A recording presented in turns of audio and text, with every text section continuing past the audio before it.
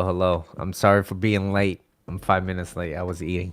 But I'm here. I'm here now. And today's episode, I want to talk about love a little more, hate a little less. And I do these YouTube lives every Saturdays at 12 p.m. Pacific time, 3 p.m. Eastern time. So if you guys are watching this on the live, hello. If you're watching this on a rerun, feel free to always rewind because there's lots of information here today. And quick shout out to Coach Corey Wayne for always, giving such sound advice. And, majority of the slides here today is, because of him. Okay, so shout out to Coach. Go check his book out, How to Be a 3% Man. Very, very highly recommended. Okay, highly recommended. Read it multiple times if you want to become the person you want to be. All right, if you don't, it's not for you. But anyways, let's go on to the recap episode of how life is a collaborative process. Let me see. How life is a collaborative process. And the slide is on how to avoid having... Here, let me turn this on. Okay, no, let's not have this on. How to avoid having a competitive mindset. And it's that title is not to say that you should not be competitive. That title means that, well, instead of competing with everybody else, what is your competition within yourself, right? So you can't heal externally if you can't collaborate with yourself internally. And so you constantly, if you find yourself constantly, beating yourself up, or, you're not enough, like this and that, then, it really goes to show that what you really think about who you are and what you really believe in yourself is this is kind of like your destiny. And now, if you can't heal externally, you can't heal externally if you don't collaborate with yourself and try to understand yourself internally. And the best way to overcome a competitive type of mindset, what's up, Cynthia? And the best way to overcome that competitive type of mindset is becoming less defensive. And that competitiveness, think about going into a place, maybe going to a party or going anywhere where, and I kind of used to have this kind of mindset too. I would go into a party, a social gathering of some sort, and I will walk in and I'll be like, damn, look at this person, look at this shoes. He thinks he's all that. He, oh, he's tall, and and it's like a lot of it was just a lot of my insecurities talking, because I didn't really, I saw people as like a threat. But instead, I started becoming less defensive. I started understanding myself. I started knowing who I am and what I could provide, because I've started to work on myself. And then life's just start kind of rolling in a lot more simple, and it's less competitive, and it became more collaborative. As in, like, damn, like, hey, those are really nice shoes. Like, where'd you get them? And instead of being upset at that person for having nice shoes, I met a friend. I met a new friend, and it's like, oh yeah, like, this is why I get them, blah blah blah. And hey, by all means, if they are competitive, then that's just on their nature. And I'm not trying to be that type of person. And I want my life to be more collaborative with the people that I find myself like, oh, like maybe this person could be a part of my community too, right?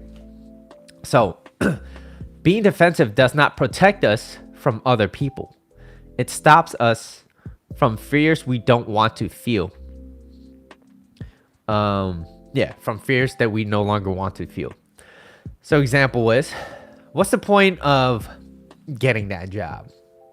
What's the point of chasing that goal or talking to that person? What's the point? Everyone, and your answer might be, well, I probably won't even get that job anyway. So what's the point of even applying? And even if I hit this goal, like, how do I maintain it? Like, I got to keep on doing this. I got to keep on doing this for the rest of my life. Like, whatever your goal is, right? Maybe your goal is to land at a job that pays X amount or whatever, right? Or maybe this job requires you to hit a minimum of blank goals every single month, whatever it may be. It's like you start telling yourself, you start shooting yourself down before you even succeed. And what's the other example is, or what's the point of talking to that person, because that person is going to leave me anyways, or that person might not even find me funny or attractive, so why waste my time? And by adapting a different mindset, instead of thinking that they're trying to belittle you, right, seek it as an opportunity of growth. You see, if you just shift your mindset on seeing how things could happen for you versus things happening to you, you will have a lot more opportunities. But it's by changing your mindset. You're thinking of a more of a growth mindset, as opposed to what's the point? Because bottom line is, it's so much easier to do nothing. All you have to do is just sit there and do nothing. So much easier. There's no embarrassment. That you don't have to go through any type of challenges. But eventually, if you don't do any of those things, guess what's gonna happen? It's gonna bite you in the ass eventually, and it's gonna be worse. It's gonna be worse. And you are what you focus on. If you focus on things where people is like, oh yeah, I won't get this, I won't get that, I won't get to this goal, I won't meet, there's no one out there for me. Well, guess what? That's what you're focusing on. That's what you're gonna get. But instead, if you think about, well, there is a right person out there for me. That time is not now, but I still have time to grow because I have things that I need to work on myself. It's a lot more attractive. It's way more attractive. Am I right, guys? Am I right? Do you agree? Okay. So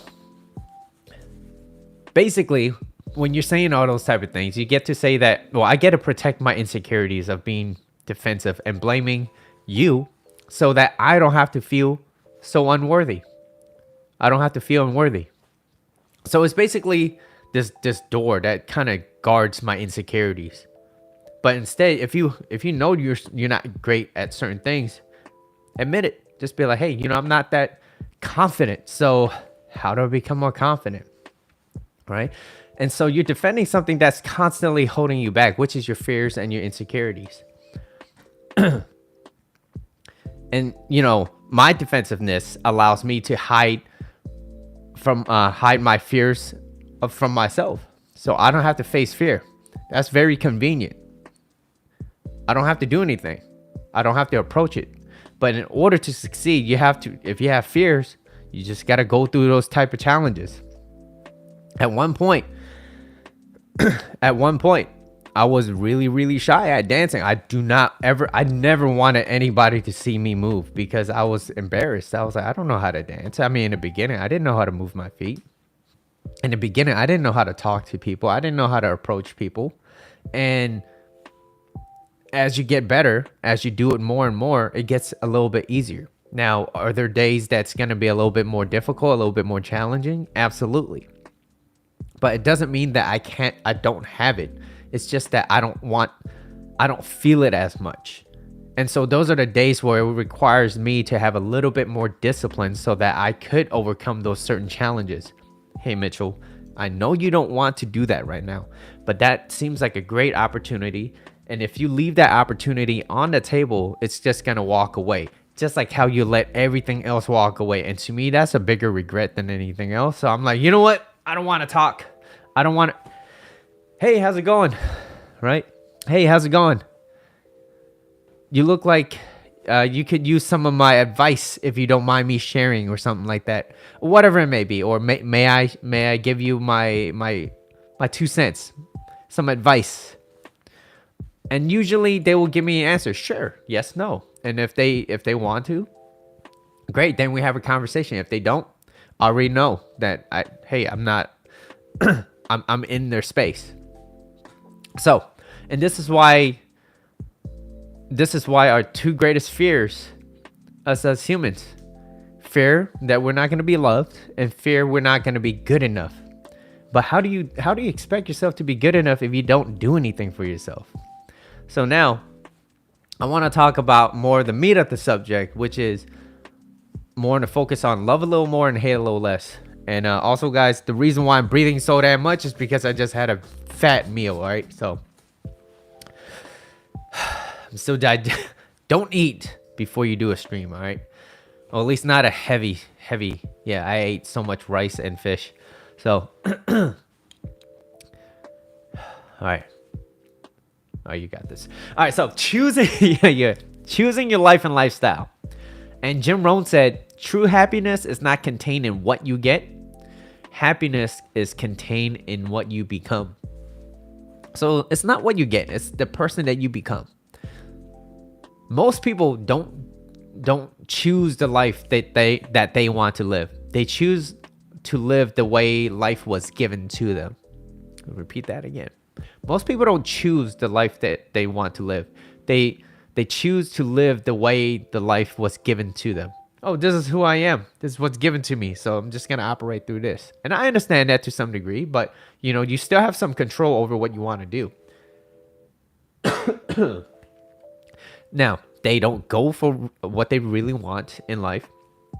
And when they try to, they give up way too early before they even see any type of real success. And then they say to themselves, well, sometimes you just need to know when to give up. Sometimes you need to know when to give up. And this is what someone would say so that they could feel better about themselves or feel better about the decision that they made for themselves. It's a coping mechanism. And this is a quote for like the non-believers. The reality is, if you want to do something, there's absolutely no way that you will give up on what you want to do. There's absolutely no way. It's just like what I'm doing here. Look, for the longest time when I was doing this, I did a show for 0 people once.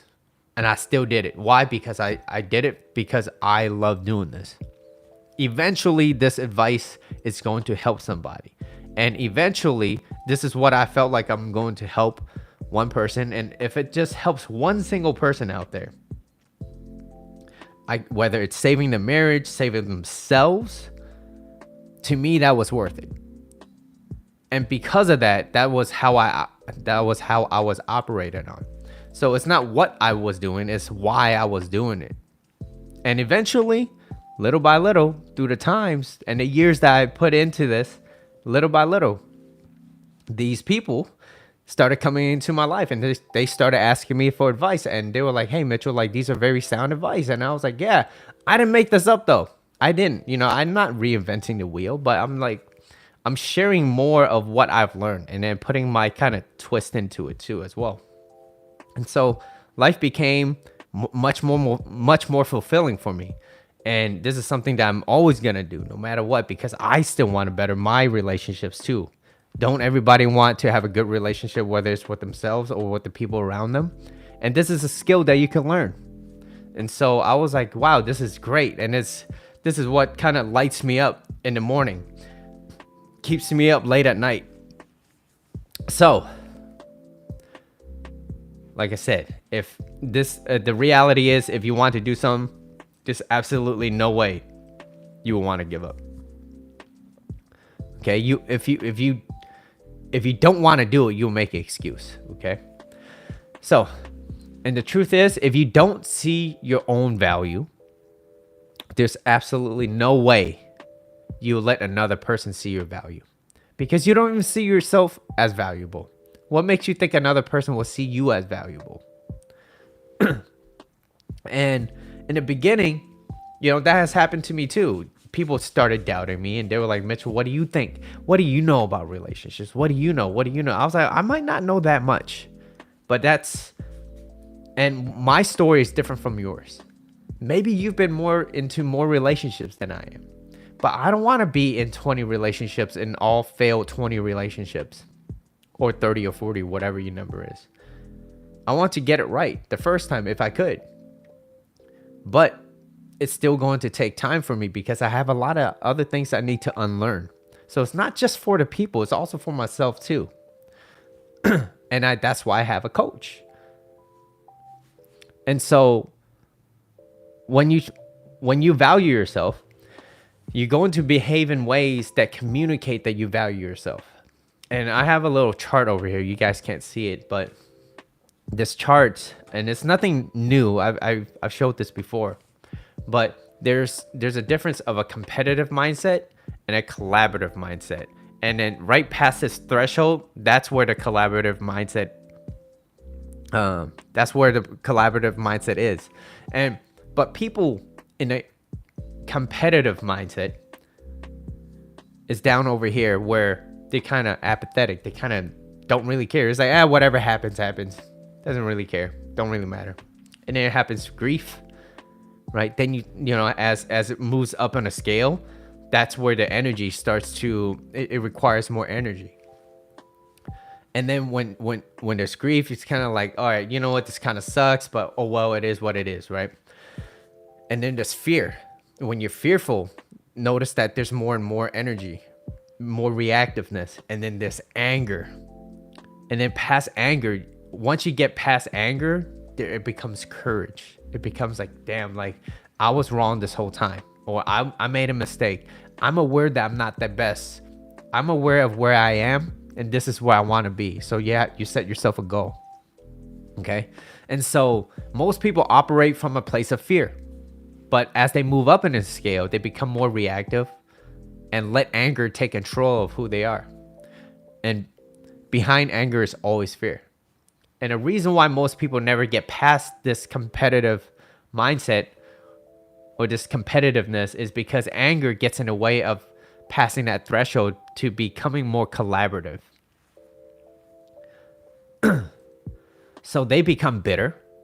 They stay angry at the world. They claim that the reason why they're poor is because, well, maybe they grew up poor. They're unwanted by their partners because, you know, this is how their parents treated them. So this is how they were this is how they were treated growing up. So this is me now. This is me. These people don't see change as an option.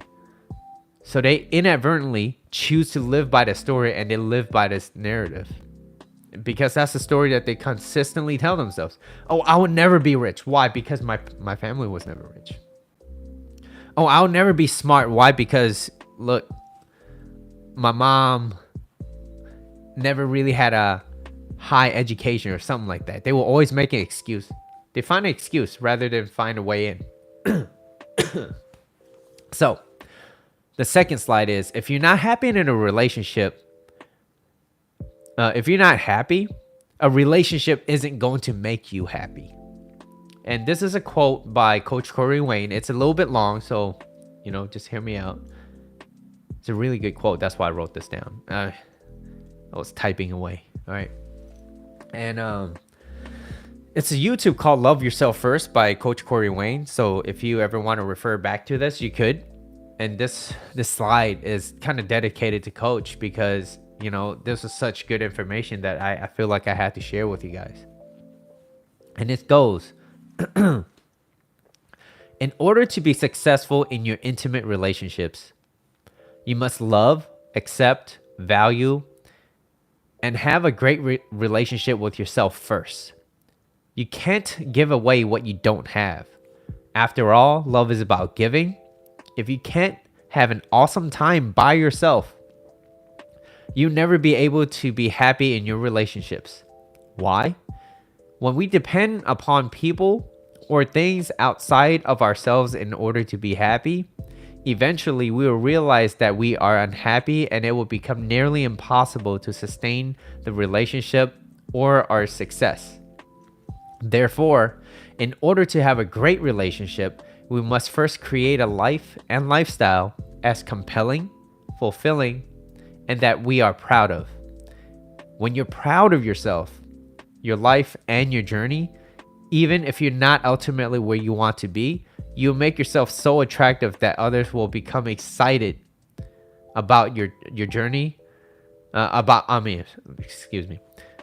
You make yourself so attractive that others will become excited about joining you to be part of it.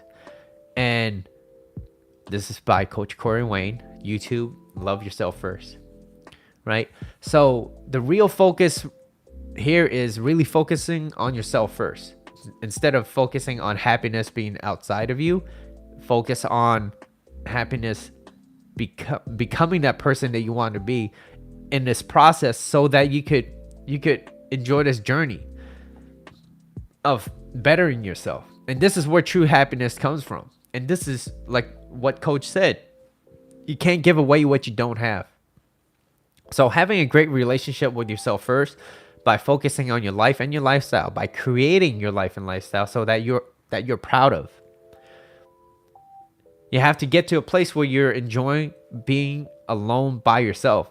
And those who are unhappy with themselves, these are the people that are convinced that the more intimacy with others, that's the answer to their emptiness. They're convincing themselves like, well, I'm unhappy, I just need to go out more. I'm unhappy, I need to do X, Y, and Z. Shoes make you happy today. You're a sneakerhead now. You're a sneakerhead, right? Once you get past at least 10, 15, you're a sneakerhead. But if that's who you are, if that's what you kind of live by, you're like, damn, I love shoes. Shoes make me happy. Every time I see other people that have shoes, hi Hedda. Every time I see people have like nice shoes on, like it just excites me because they're into this hobby. And it could be deeper than that. It could be like, well, what got you into shoes? What got you into this? Because I started really getting to know a lot of people when I asked them, like, what was your first shoe? This is an example, right? I would be like, well, what was your first pair of shoe and why did you get it? Because I remember someone asked me that same question, and my answer to that was, I bought New Love Old Loves Jordan 1s. It was $200 at the time. It was $100 per shoe. I couldn't really afford it, but it was something that I really wanted. Why shoes? It was just something. It's just a story. It was a story. And because I like dancing and, I wanted nice shoes and I couldn't really afford it. But then when I first got it, I babied the hell out of it. This was it. This was my baby, right? And so when I got it and I told them the story, I was like, yeah, this is my favorite shoe. This is the most comfortable one I've had. This is the coolest one I've ever had too. It made me feel more confident. Why? Because, well, I felt like I lacked confidence. And this is kind of what kind of jump-started me a little bit. People kind of made fun of me. They didn't really say a lot of nice things when I was growing up. And, by changing my image, yes, you could say I faked it till I made it. But, this was something that kind of made me to who I was today. Now, I no longer rely on clothing to make me the person that I am. Does it help? Absolutely. What's up, Patricia? It does definitely help because, yeah, changing your hairstyle, just changing anything about your physical image makes a huge impact on how people perceive you. But if people that knows you, they don't care about any of that. They just know what type of person that you are and such. But this allows people to come into your life. And also, if they find you like, oh wow, like you kind of well put together, it's like, wow, like maybe this person is worth having a conversation with. And to me, that's a good opening. Opening. And that goes with personal hygienes. It goes with smelling nice, things like that. So yes, that was my story with shoes. And so that was my first pair. And then little by little, I started spending way too much. But that's a different story. And so that's a story. It's like, how good are you at storytelling? And then you ask them what makes them excited about shoes or whatever it may be, right? May as well look crazy. I mean, you can. People's gonna judge. People's like, oh, don't worry about what other people think about you. To some degree. But absolutely, you should live the way you want to live. But now, if you're unhappy living the way you want to live, and you're like, well, don't let other people's judgment. Yeah, it's like, well, there's something obviously that you're not doing, or you could be doing a little bit more. So you have to get to a place where you enjoy being by yourself, being alone by yourself. And you know, these people, they kind of tend to tell themselves, hey, if all I have to do is go out and do this, if I just meet more people, if I just have this job that if I just had more money, I'll be more happy. If I just had this, I know people that consistently say that, and the moment they get it, they're back to square one. It's like, why? So now, when you're excited about life, grateful to be where you are at in life, you lit up on the inside, and you know what you want, and you know why you want it. You're on that journey towards getting what you want by taking massive action. And despite it taking you a long time, it might take you 10, might take you 20 years, you will still do it no matter what. If this is something that you love doing, like people from high school, because they were like, damn, Mitchell, I still remember you kind of dancing in high school, but you weren't really that great. I thought I was all right compared to now. It's, you can't compare it, but they were like, yeah, like it's amazing to see that you still love doing what you want, like that you still love dancing. It's like, it's been so long, and like that's something that you never give up. I was like, yeah, old things don't change, old habits don't change. And I love dancing because it makes me feel great, and I want to continue doing it. And I don't want to be on a treadmill. I really don't want to be on a treadmill if I don't have to. Okay, I'd rather do 5 minutes of hit like high intensity interval training dancing than sprint on a treadmill. That's just me. Anyways, they're like, wow, like there's something, and that's something that will stay with you forever.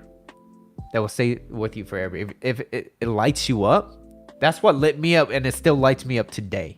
And that's been over 20 years. Now, most people overestimate what they could do in a year, right? Yearly resolutions. What's your New Year's resolution? Most people gave up already. It's May, okay? They're not getting where they want to be. They're like, forget it. I already gave up in like February. What's the point? 3 more months. I do it during summer. And when summer hits, same cycle. But so most people overestimate what they could do in a year, but underestimate what they could do in 10. And that's a direct quote from Tony Robbins.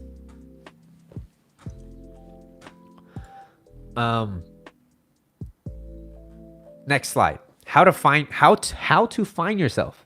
How to find yourself. Well, you start by getting curious about who you are, what you really feel in certain situations, and what you truly or truthfully want out of life. And this, I got this from, is it Oprah Daily? Oprah Daily. How to be happy alone. So you guys can search that up.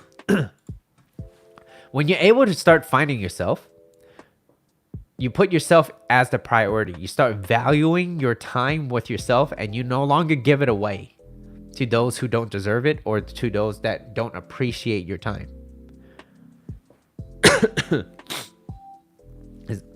Are you just talking about BTS? Hate will paralyze your mind. Gotta see the other side. It costs you nothing to be kind. Yep. J-Hope. Oh, he has a song. Okay. Yeah. And the paralysis of analysis. A lot of people, they kind of focus on, oh, this is what I need to do. And it's like, well, you're just overwhelming yourself. I think you should focus on one thing at a time. And, things will come into play. You just focus on the things that you need to do instead of focusing on 10 other things. So, you start valuing your time, and you no longer give it away to those who don't deserve it or appreciate it. For the longest time, I was giving away my time to other people that didn't deserve my time. And on top of that didn't appreciate it. It felt more like an ultimatum or like an order. You need to do this because I've done this or I've done that for you. And it's because I didn't value myself. So that person absolutely did not value me because I don't find value in myself. Everything I did was because like, oh, I'm following this person. This person knows where this person's going. They know everything. And then so I just started following, but I started to realize that I'm just walking around in circles with this person. And I was like, there's no future in this, and I have to leave. But it was a cycle that was difficult to leave. But I had to find something. Like I had hobbies, I had dancing, I had video games. Those are nice. It kind of kept me away from trouble. But it never really got to me where like I chose something and I stuck with it. And for the first time doing this, being a coach, being a relationship coach, this is something that truly stuck to me. It really made me feel like this is what I'm here to do, because I want to be able to help others that maybe are feeling a little bit down sometimes, or they feel like they want to give up on life. And it's like, no, there's so much more out there. And so, yeah, it's difficult to explain, but once you get to where you want to be, there is absolutely no way anybody could talk me out of me doing this, because I know my advice is good, and I know my advice has helped a lot of people, and I will continue to help people. And those who don't agree with that, well, challenge me. Let me know what I'm doing is wrong instead of insulting me. There's a difference. And if you think my approach, my way of thinking is incorrect, challenge me so that I could become better, right?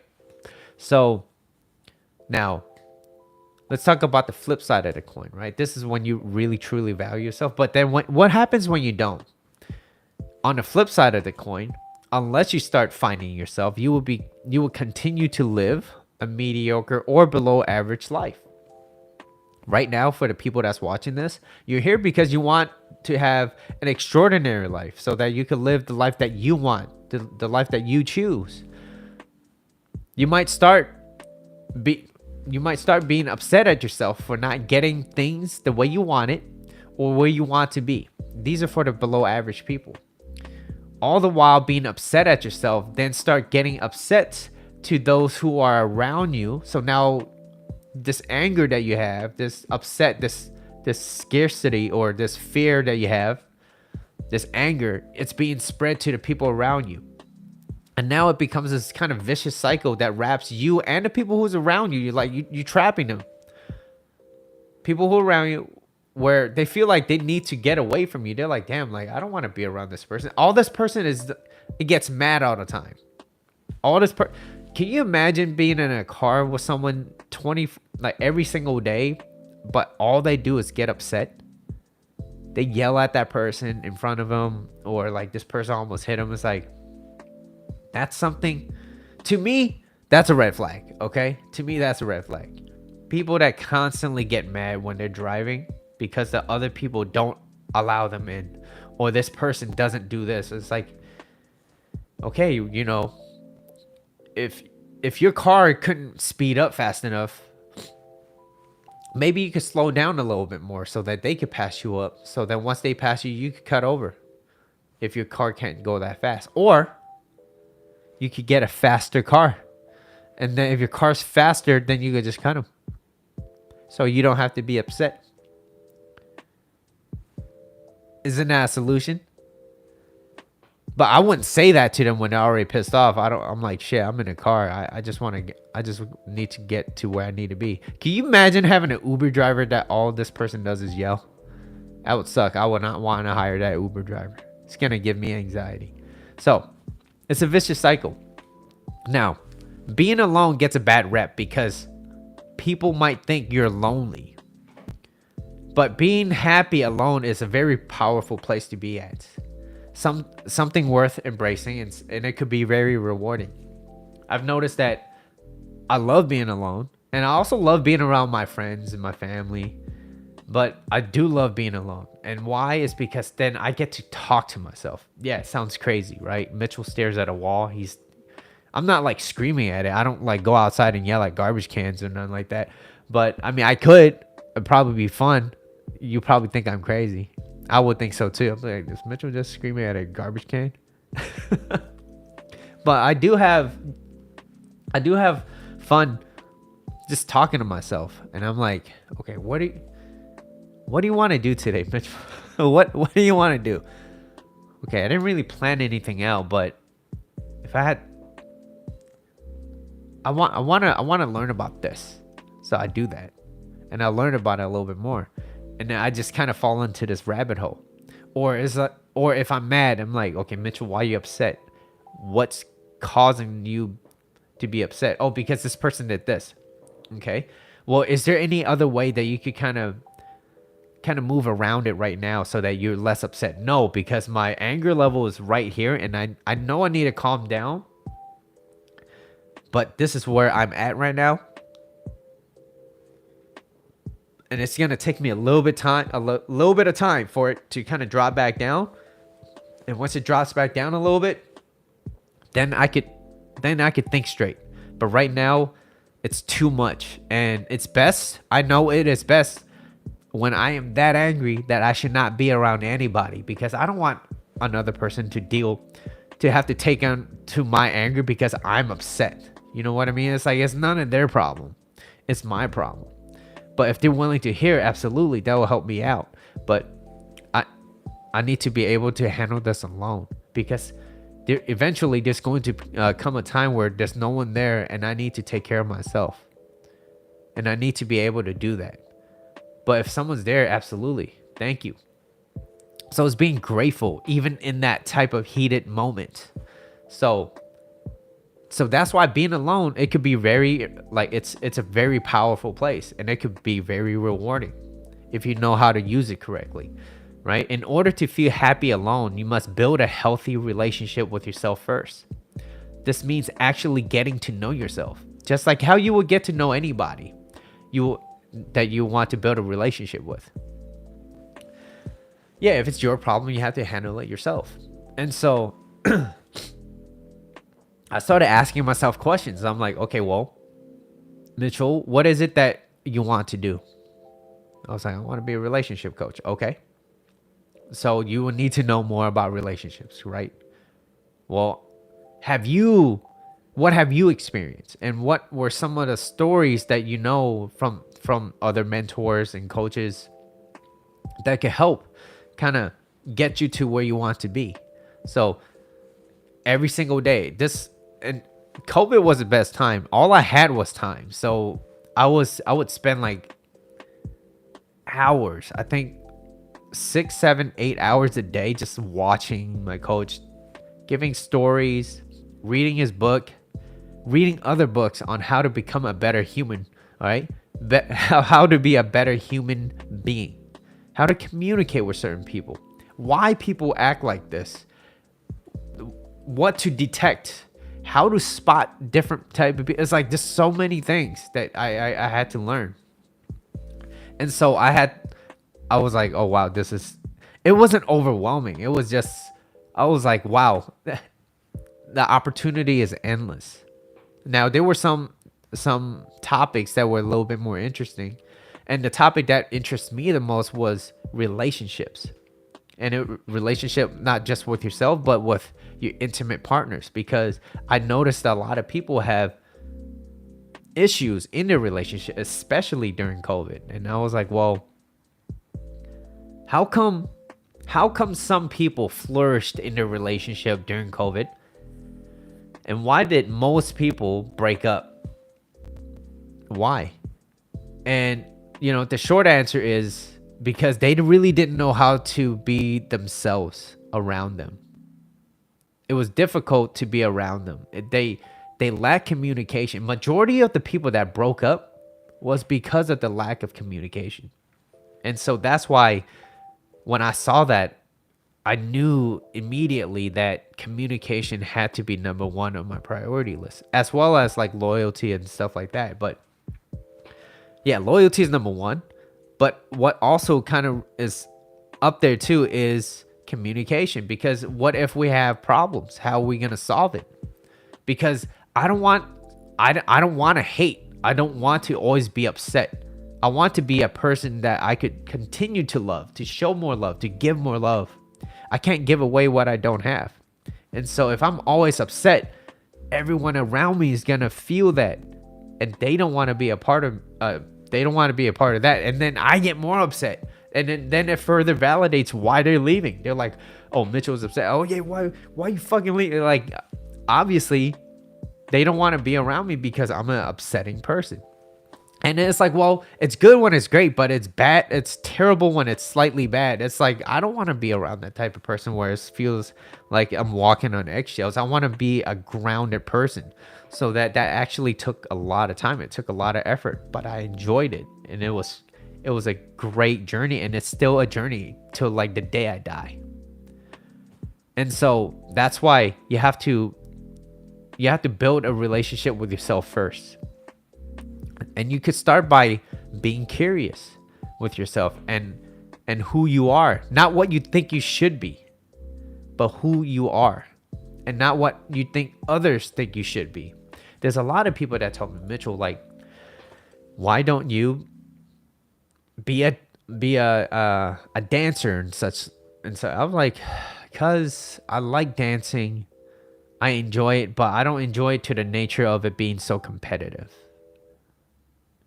I don't need to be the best dancer in the world. I just need to dance good enough for me, and I will continue to be better. Now, if it ever kind of deviates to like, oh, I want to be a better dancer, then absolutely, that's my choice. But right now, I much rather focus on other things. It doesn't mean I stop dancing. It's just that this is something that I want to keep to myself. But it doesn't mean that I can't share it. And so that's kind of where I'm at when it comes to dancing. But when it comes to relationship building with other people, I'm letting you guys know, I want to be able to ask better questions. And a great question that I've learned recently was, and you can ask anybody this, and I think this is from Vin, V-I-N-H. So let's just say you met somebody and you don't know who they are. He's a stranger or she's a stranger or they're a stranger. What you can say is, instead of say, what do you do for work, or what do you do for a living? They could just be like, well, accountant. I work at a tech company, whatever. Ask them, well, if you had 24 hours in a day, and you could do anything you want, you could teleport anywhere for a day, and you could come right back or be wherever you need to be within the next day. Where would you be and what would you do? And that question just opens up everything, because then you get to know about that person. What would you do? If someone asked me that question, I will be like, nothing. 24 hours. I'll sleep in. I'll work out. Oh, why would you work out? Oh, because, it's something that it's instilled in me. Oh, so you like working out? What type of workouts do you like to do? Right? And then it's like, well, I want to dance. I want to eat some nice food. What do you like to eat? Well, something simple. It could be Chipotle. I don't know. I like Chipotle. I kind of miss Chipotle. Okay, what? So you like Chipotle. So Chipotle is more of a treat. So you have so many multiple threads of conversation that you can have with somebody. Instead of just saying, what do you do for a living? Or what do you do for work? I mean, you could always ask that after that, and then see if it could align with what they do in 24 hours. Because if it doesn't align, then you can be like, well, why don't you do it? What's causing you not to put one foot at the door, so that at least you get a glimpse of what it is? Oh, I have a family. Oh, I have this. So then you get to understand. It's like, oh, so there's something that you want to do, but you're not doing it. Well, why don't you try it? Try it, because I think that as long as you are able to put in some sort of effort, whatever it is, you might not be where you want to be, but at least you're on a journey of doing it. You're going to be in a much better place. So I had a client. He was a nurse, and he worked 12-hour days. sometimes more. And I was asking him, I was like, hey, like, if there's something that you would like to do, like, what would it be? Like, what are some of your hobbies? He was like, I really like gardening. I like just nature. And I was like, well, if you had more time around nature, how would you feel? He was like, be amazing. Like, because he already knew the answer. And I was like, so why aren't you doing it as much? He was like, I don't have a lot of time. By the time I come home, I don't get to do this. So I was like, if you had more time and you're able to do it, would you do it?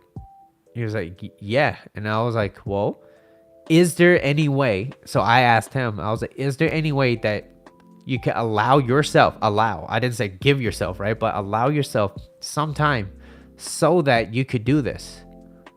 She was like, well, during my free times, I give my free time to my wife, my girlfriend. I was like, okay. I was like, will your girlfriend understand, or will your wife understand if you just gave yourself a little bit of time so that you could kind of nurture and kind of love yourself a little bit more, giving yourself this type of this healing type of work for yourself, so that you're able, because if you love what you do and you get to do it and you get to share what you want to do, you're gonna be a much better person. You're gonna be you will glow a little bit more. You have like this halo effect. You're just happier in general, and so other people will want to be around you. And those that kind of do things that constantly drain themselves, well, that's why they're always upset. They hate life. They're hating a lot more than they get to love, and so they don't get to do that. And so that's why I'm trying, like, I always try to ask questions. My goal is to ask better questions that could lead towards that, because as Coach Corey Wayne says too, the quality of your life is in direct proportion to the quality of the questions that you consistently ask yourself. So what kind of quality questions are you asking yourself? And what kind of quality questions are you asking other people? Because that's how you build relationships. And the last slide that I have on for today is Love is About Giving by Coach Corey Wayne. So big shout out to Coach, right? So the best thing that and he quoted, the best thing you can do for yourself is to love and accept as you are and where you are. And to no longer look to or expect someone or something outside of yourself to make you happy. When you make your happiness dependent on the action of others to match your unreasonable expectations, you set yourself up for unnecessary suffering. Sure, ask me a question. Ask away. And so this quote basically just says that a lot of people always think about what happiness is. And happiness is getting this house. Happiness is getting this partner. Happiness is, and they never really focus their attention on themselves. You don't give yourself, you don't even know who you are. You don't even ask yourself questions that hey, by doing this is what's going to be good for you. So if you don't have any of those type of questions for yourself, what makes you think other people will know how to answer it for you? What does it mean? What does it mean? I don't know. It depends on your occasion. So now when you love your life and yourself, you give other people freedom to love or leave you, then you create the space and freedom for the right people to show up and stay because they want to, not because you need them to. This was my question to you is what type of occasion is it? Okay, so let me repeat this one more time because this is a very, very good quote by Coach. When you love your life and yourself, you give others freedom to love or leave you, then you create the space and freedom for the right people to show up and stay because they want to, not because you need them to. Because love is about giving. It's a party. If it's a party, red always attracts people. So But we all know Cynthia does not like red. So when you don't love and value yourself, you behave in ways that make other people kind of despise you, right? It might be good, like I said, it might be good when it's great, but it's terrible when it's bad, or it's terrible when it's not so great. Also, if they have narcissistic type of behaviors, these people tend to, number one, be kind of disloyal. They don't infidelity, and they lack integrity. For example, they're selfish. They could be liars. They would be cheaters. They blame other people and act like they're the victims. Like this, they left me. I'm like, I get that person left you, but people don't just up and leave great people. Something is not right. And this is not the first time someone upped and left. Something's wrong. You have to figure it out. I'm not doing it for you. I could help assist you, but I'm not going to do it for you. Well, tell me then. Tell me what I'm doing wrong. I was like, well, do you want my honest truth? Yeah, tell me. Sometimes it can be a little bit difficult to be around you sometimes. Why? And so they become a little bit more defensive. It's like, because you don't allow people to be who they want to be. And you feel like you need to control everybody. I don't feel like I get to be myself when I'm around you. Because if I don't act in a way that fits to your needs, you get uncomfortable, as if it's a disrespect to you, and it's not very pleasing to be around. And so these are truths, and when they don't like the truth, they get defensive. And it's like, well, if you don't like my truth, then I won't speak it. And I didn't want to speak it, but you wanted me to answer you, so I did. So these people that may also have to that might also tend to have narcissistic type of behaviors, they're disloyal. They don't value loyalty. They have commitment issues.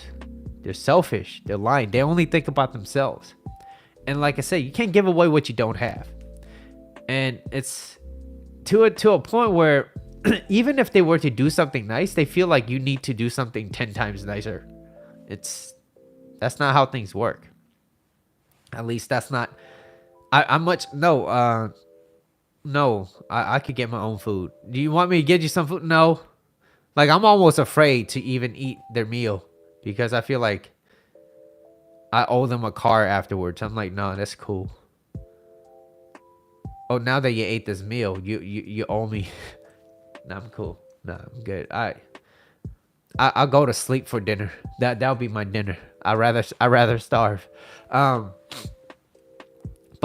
so, like, when things aren't going well for them, when shit really, really hits the fan, right? When shit really hits the fan,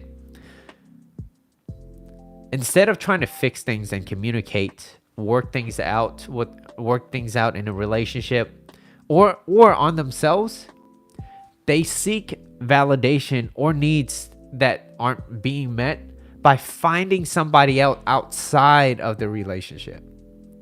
So that's what most of these people do.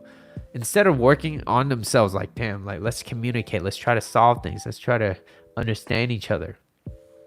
Most of these people, they might say it to you just so that you don't leave.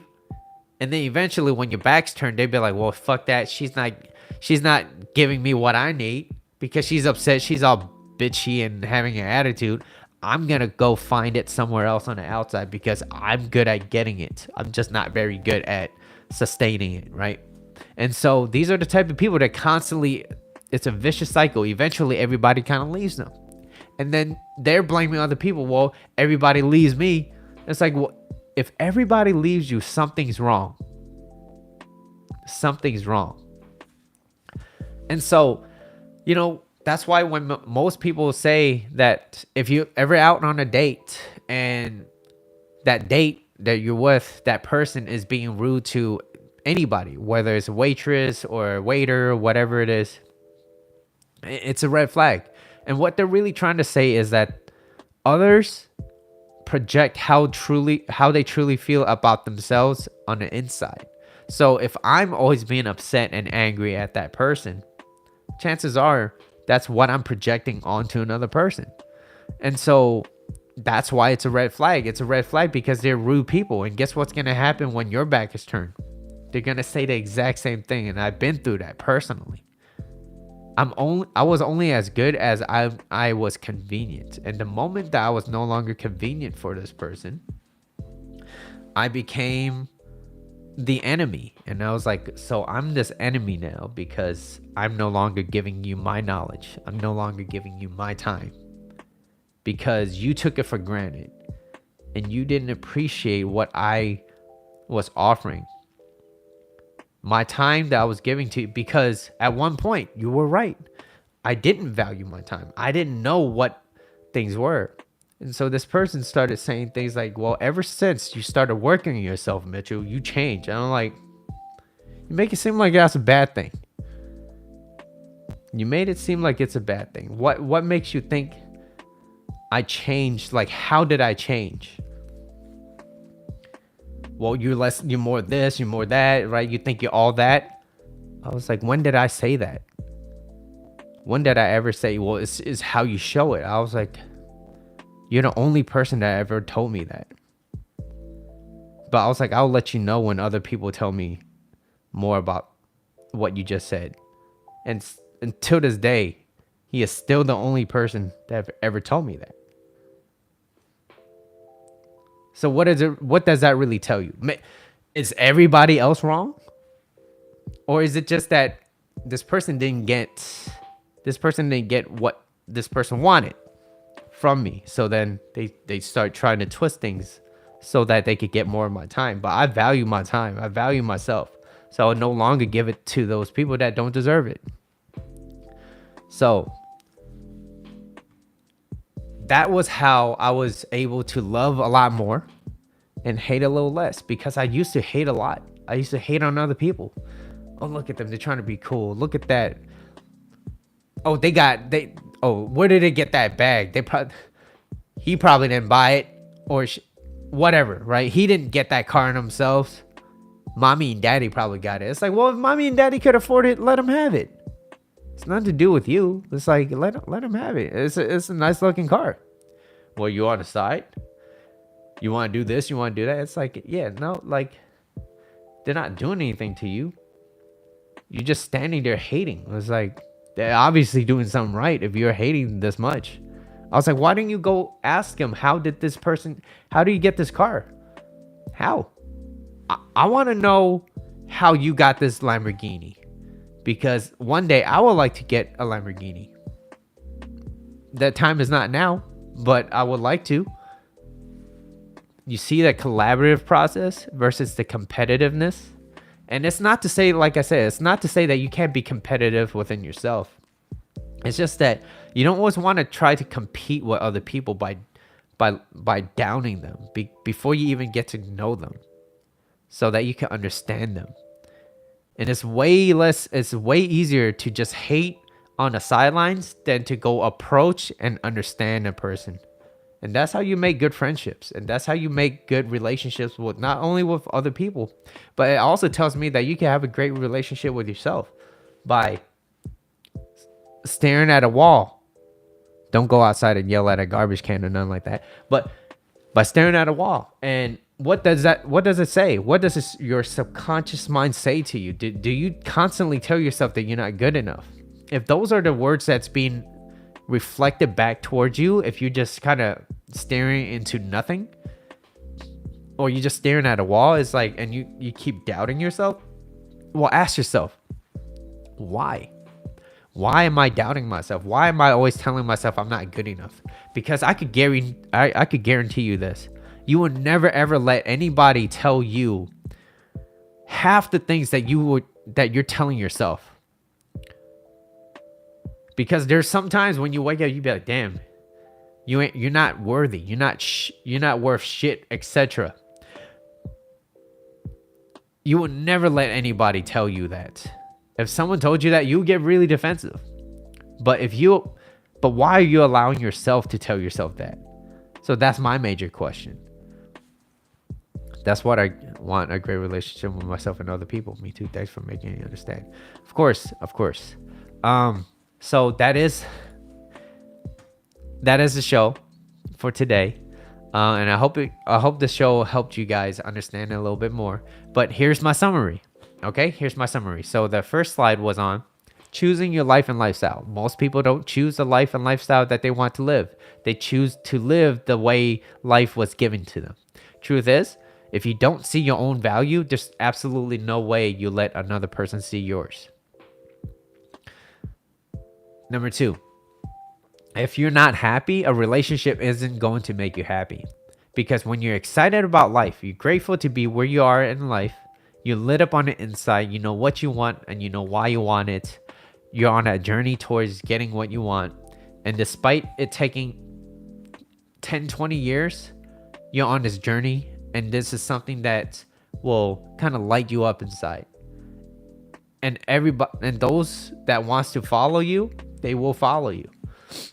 Number 3, how to start finding yourself. Well, start by getting curious about who you are and what you really want in certain situations, and what you truthfully want out of life. Like, what do you truly want out of life? And it got to start from you. It's not about what other people. Oh, I want a good partner. Everybody does. But what do you possess? And then you will know what others could offer. Because if you don't even possess that yourself, how can you expect that from another person? Now, like I said, on the flip side of the coin, unless you start finding yourself, you will continue to live a mediocre life or a below average life. And lastly, love is about giving. When you love your life and yourself, you give others freedom to love or leave you. Then you create this space and freedom for the right people to show up and stay because they want to, not because you need them to. And you really have to love your life and yourself. And then you give them the freedom to come and go as they please. Hey, if people don't want to be around you, by all means, it's all good. It's all good. It happens. There are people that still thinks that there was a time in my life where I was a little bit selfish. I might have said some things that came across as selfish. And this person has this image of me. This person never changed their mind. And I'm like, hey, that was me. That was me before. And there are consequences because I was a very selfish person. And so I understand that. And because I understand that, I'm not upset that you don't want to come back. And I understand. And, you know, maybe one day you might see a change. You might have a change of heart. And when you're ready, you let me know. I'd love to take you out to dinner. I'd love to, sit down and talk to you, ask you how you're doing. But I wasn't like that before. So you have all the rights to feel that way. All the rights. And so love is about giving. So I'm allowing them to come and go as they please. So that the right people will come in. So I hope you guys understand that a little bit more. And yeah, let's see. Oh, last one is so these people now, instead of trying to fix things and communicate and work with the relationships, they seek validation or needs that aren't being met by finding somebody else outside of the relationship. That's usually called cheating. And so with that said, I hope you guys did enjoy this episode. I'm sorry for being a little bit late. And let me know what do you guys think about it. Feel free to message me about what you learned, or leave it in the comments below. Hit the like button, subscribe, share, right? That'll help me out a lot. And I catch you guys on the next live. Next week. So thank you for your time. I catch you guys. All right. Peace.